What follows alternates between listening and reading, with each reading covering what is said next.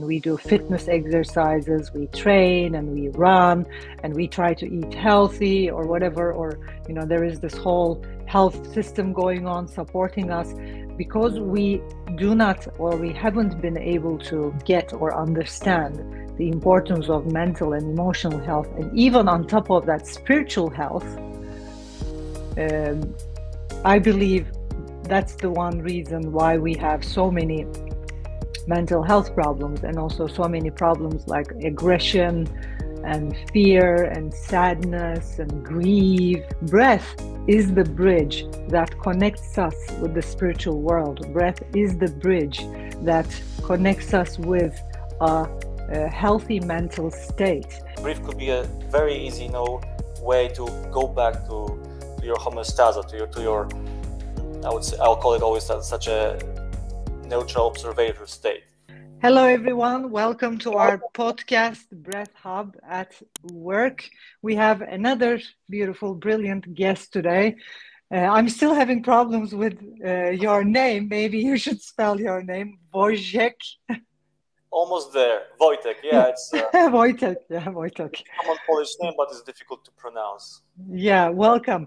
You're a director in business development, and you've been working with mental health and helping people around mental health. Would you like to start with your story? How did you get here? Sure. Yeah. Thank you, first of all, Evesh, for inviting me, and hi everyone who join us or who are gonna watch us. When it comes to my short story, I finished actually political sciences and economics back in Poland. It was, I think, maybe it was 13 years ago, and then I started my trip, with my journey with Asia. I went to work in Asia in the IT industry in Thailand. I spent there 1 year, came back to Europe, still was working in the IT industry, this time in the Czech Republic, in Prague. So I would say first my 5 or 6 years of the professional career was very strict, connected with IT, with sales, with business development, IT companies. However, back in 2014, I got a huge problem because I went through the burnout. And it was a very interesting topic because, very often we take care of our body, but forget to take care of our minds and our emotions. So in my case, I was very fit. I was exercising. I was playing football, but I was not taking care of my mental health. So one day, I remember spring, I just woke up, and I couldn't stood up. I just go to work. Something was wrong. So it was a burnout. So it was back 10 years ago. But from that moment started my trip, my journey with mental health. Also being in Asia and in many times in many countries, I spent like 5 years of my life. I had the chance to meet a lot of people, to learn a lot of techniques connected with breathwork, meditation. So in the same time, I was working in IT industry, and at the same time, I was developing my skills in that matter. And since 4 years, I'm working with employees from different international corporations, helping them with mental health, mainly with stress, with burnout, through breathing. And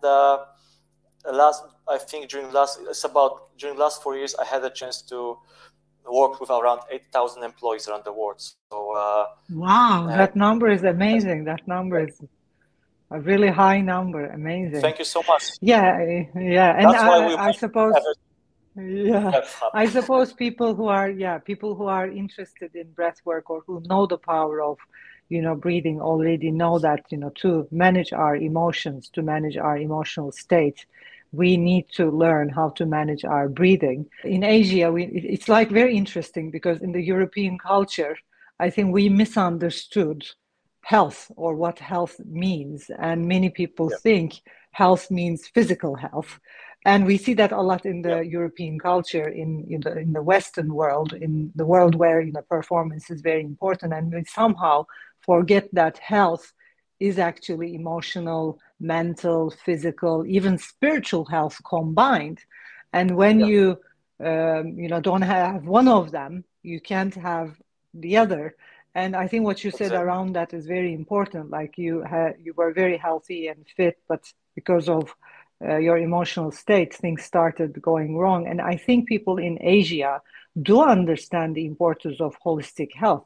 That's why they are, practicing Tai Chi and Qigong and yoga and breathing exercises and, starting the day. Usually most of the people over there would do. So what was your experience in Asia? Like what kind of techniques were people using, especially in their daily lives? Like how do you see the difference between the Asian way of living and the Western way of living, which is actually sitting, I think, sitting at the core of many mental and emotional health problems? Like what's the biggest difference?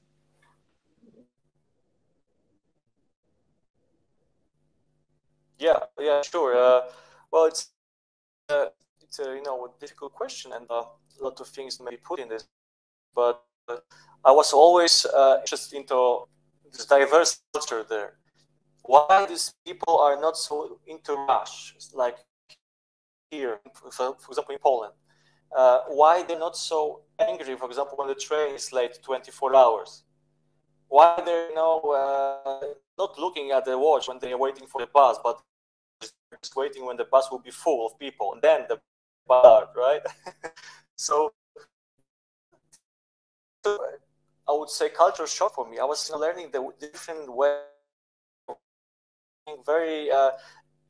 very always shocking, new shocking approach when a young person going first time to Asia, let's say India, right? So for many people, it's a cultural shock because they cannot understand that people can live in different ways.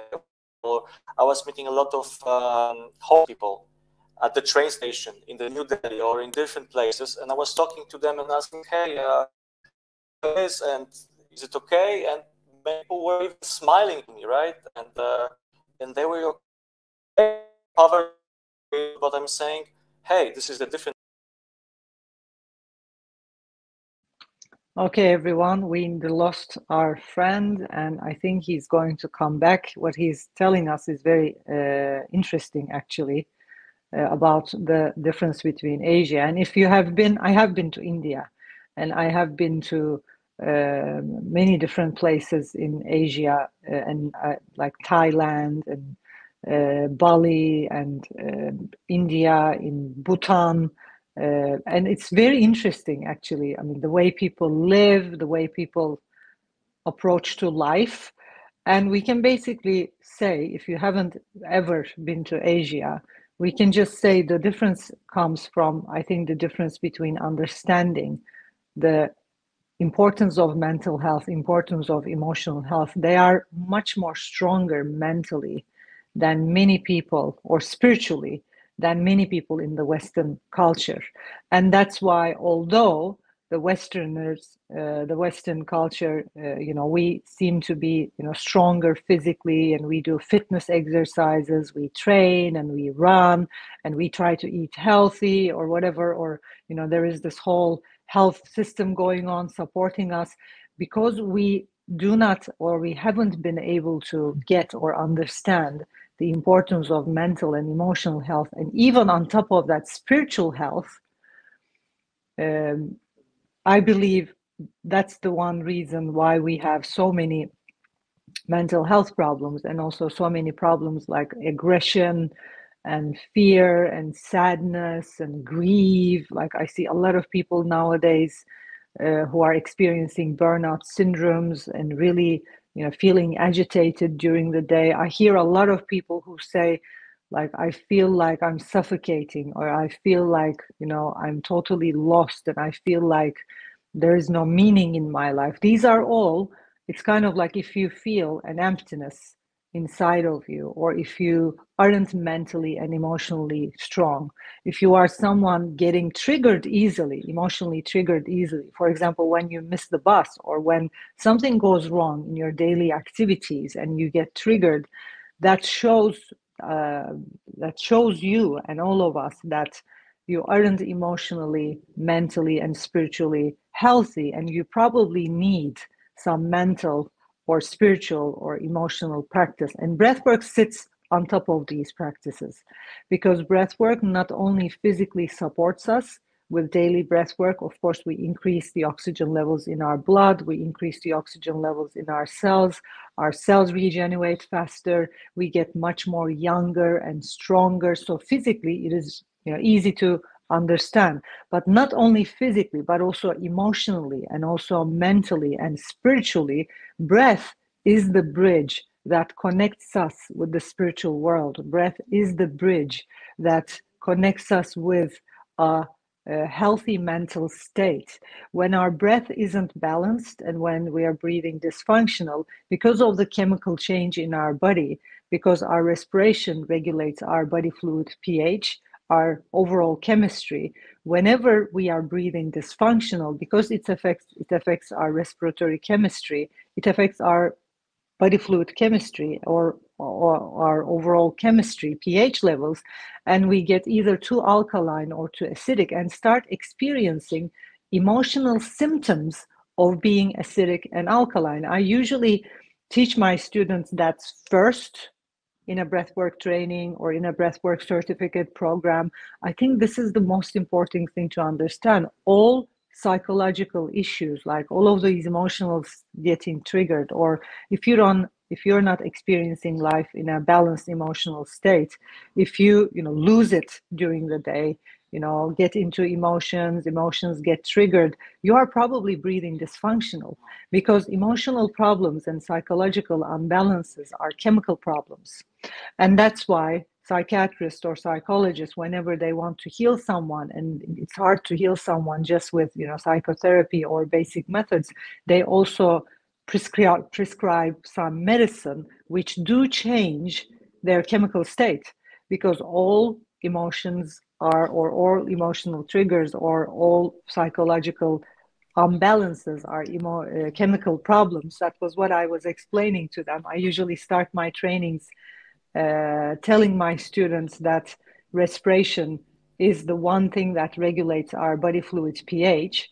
Yeah. And whenever we're breathing dysfunctional, because our breathing affects our respiratory chemistry, changes our respiratory chemistry, and then changes our overall body fluid chemistry, we start experiencing emotional ups and downs, emotional imbalances due to the imbalance actually in our respiration, due to the unbalanced chemistry in our body. And I was saying, actually, psychological problems are chemical problems, and they are very much related to how we are breathing, and we can manage them. And I also started the conversation when you were gone, just summarizing everything we talked about. Sorry for disconnection. Yeah, that's fine. Yeah, of course. And in Asia, we were talking like in Asia, because they do understand that physical health is mental health and mental health is physical health. Yeah. What they've been doing with breathing and mentally and spiritually, like you said, India, it's a very spiritual community. So because they are very strong spiritually, they are also strong individuals mentally and physically. And that's an amazing shift. Like I also experienced that because I went to Nepal, India, Bhutan, Thailand. It's like, it's a whole different culture. And you see people, no matter which circumstances they are in, they are just happy and cool with it. And it's amazing to watch that. And then you come back here and people just get pissed off because they missed a bus or they, something happened in the traffic. Yeah. Or for example, situation from now, I got first reaction was, the anger or something. And, but I just took a deep breath. Said, okay, disconnected. I tried to go back again. And so on, and it's just like breath could be a very easy, way to go back to your homeostasis, to your I'll call it always such a neutral observator state.